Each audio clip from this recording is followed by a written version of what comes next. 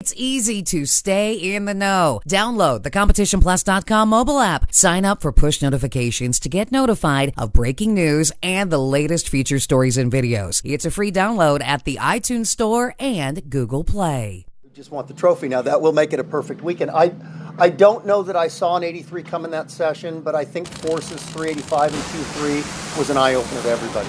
The track wasn't good enough to run that quick, but the clocks didn't lie. He ran that quick. So we knew it was going to be a little better. In fact, Jake Sundstrom and I talked about it, analyzed it, took educated guesses on what you might be able to run there.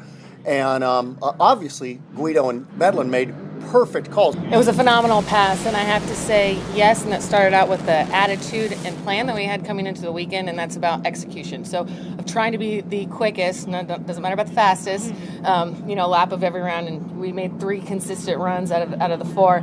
And knowing what we had in the car and putting everything on the line to get number 1 and get those small points was there. And it's somewhat of a gamble. We had some parts on there that we never ran before and we don't test very often. I knew it about when I hit 330 feet, we got past that caution mark, that we were going to be on a run. It's been always a great racetrack for me.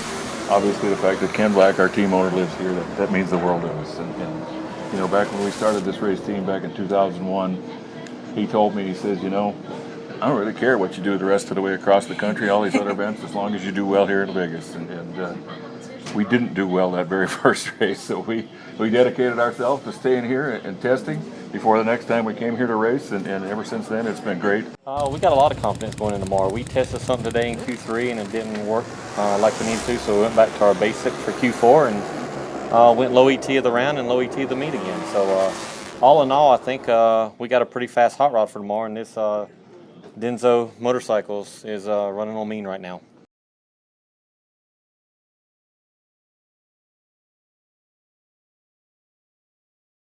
Actually, the plan must have changed, because when we spoke before I jumped in the car, we were trying to run a 68. But obviously once we started, I'm assuming once I got in and Grubnick saw some of those cars go down the track and the numbers they could put on the board, I'm sure he changed things up. But a 65, I knew on the other end when I got out, I had no radio that run, so I couldn't talk to my guys, but I knew it was going to be quicker than a 68. 65 is pretty outstanding here in Vegas. This is one of my favorite tracks on the circuit. I would love to win here, and we're off to a great start. We'll take those bonus points that we picked up all day, and now we have the speed record. Todd Smith and Jono just keep some really good notes, obviously, from this place. Like I keep saying, since Jeff Foster and his guys have redone the lanes here, it seems like it's really played to their tune-up, and that was a big run. I didn't think that would hold up for number 1 though, with Robert and John behind us, but it did, and we'll see how the conditions are tomorrow. But either way, that's going to keep us up towards top 5. That first run, we had made some pretty significant changes. I have been testing in Tulsa for a couple of days prior to coming here, so things seem to be working the way that we had planned for them to.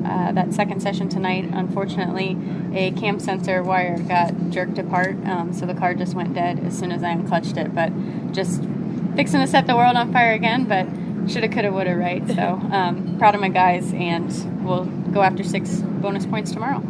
The air got a little worse in Q2. I mean, honestly, if we'd have made the better run first round, we should have went 82 or 83. So left a little bit on the table. I did a bad job of shifting first run, and I did a bad job of riding that run. So definitely think we could have went faster first run, but we should have went 86, 85 that run. But we'll take the 88 and go on to tomorrow. Okay.